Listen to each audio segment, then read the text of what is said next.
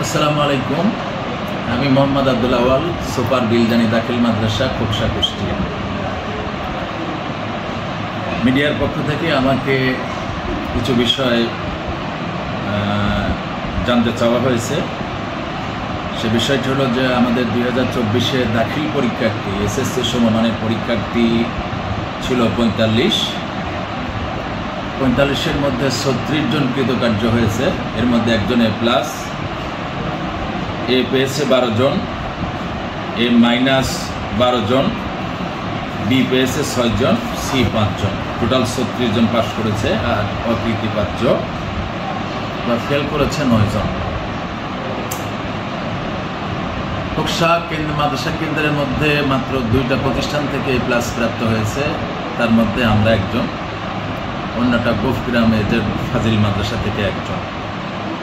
আমাদের অতীতের রেজাল্ট আল্লাহর রহমতে আলহামদুলিল্লাহ অনেক ভালো ছিল। আমরা চেষ্টা করছি রেজাল্ট পর্যায়ক্রমে আরও ভালো করার জন্য, এবং সার্বক্ষণিক ছাত্রছাত্রী এবং গার্জিয়ানদের সঙ্গে আমাদের মোবাইলে যোগাযোগ বা মত বিনিময় করে আমরা চেষ্টা করছি শিক্ষার মান উন্নয়ন করার জন্য। শিক্ষার মান উন্নয়ন করার জন্য যে সমস্ত বিষয় প্রতিষ্ঠানে খুবই জরুরি, তার মধ্যে প্রথমে রয়েছে আমাদের অবকাঠামো উন্নয়ন।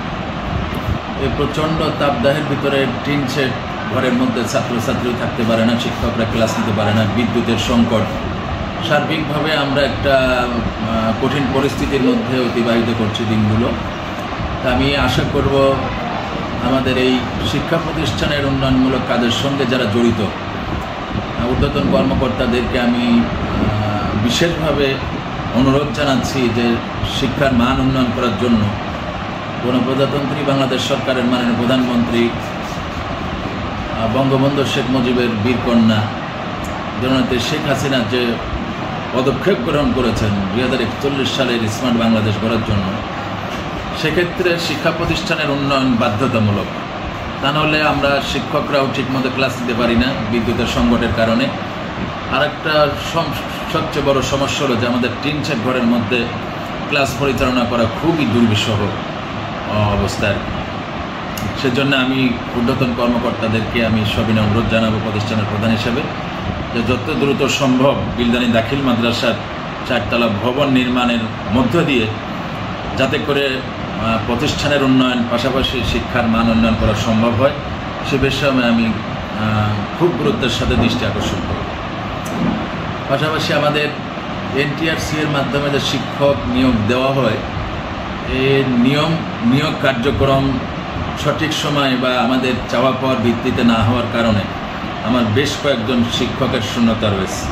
বিশেষ করে আরবিক শিক্ষক, আমাদের প্রাইমারি সেকশনের জেনারেল শিক্ষক চাহিদা দেওয়ার পরেও প্রায় 2 বছর আমরা কোনো শিক্ষক পাচ্ছি না, যার কারণে ক্লাস পরিচালনা করা আমাদের যে সমস্ত শিক্ষক আছে মানে একাধিকবার ক্লাসে যেতে হচ্ছে, তাদের উপরে খুব কষ্ট হচ্ছে, তাদের উপরে জুলুম হচ্ছে।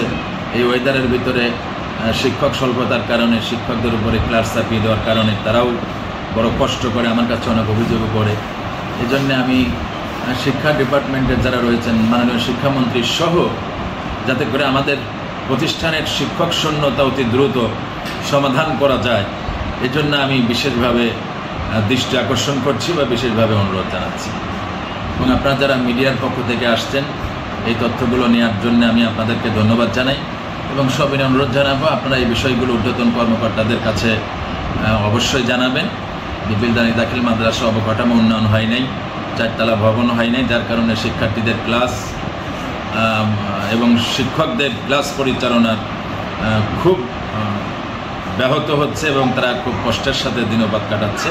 এই বিষয়টা ঊর্ধ্বতন কর্মকর্তাদের নলেজে দেওয়ার জন্য আমি মিডিয়ার পক্ষ থেকে যারা আসছেন আপনারা অত্যন্ত পরিচিত এবং আমার অন্তরঙ্গ মানুষ, আপনাদের মাধ্যমে ঊর্ধ্বতন কর্মকর্তাদের জানার জন্য আমি সবিনয় আপনাদেরকে অনুরোধ করছি।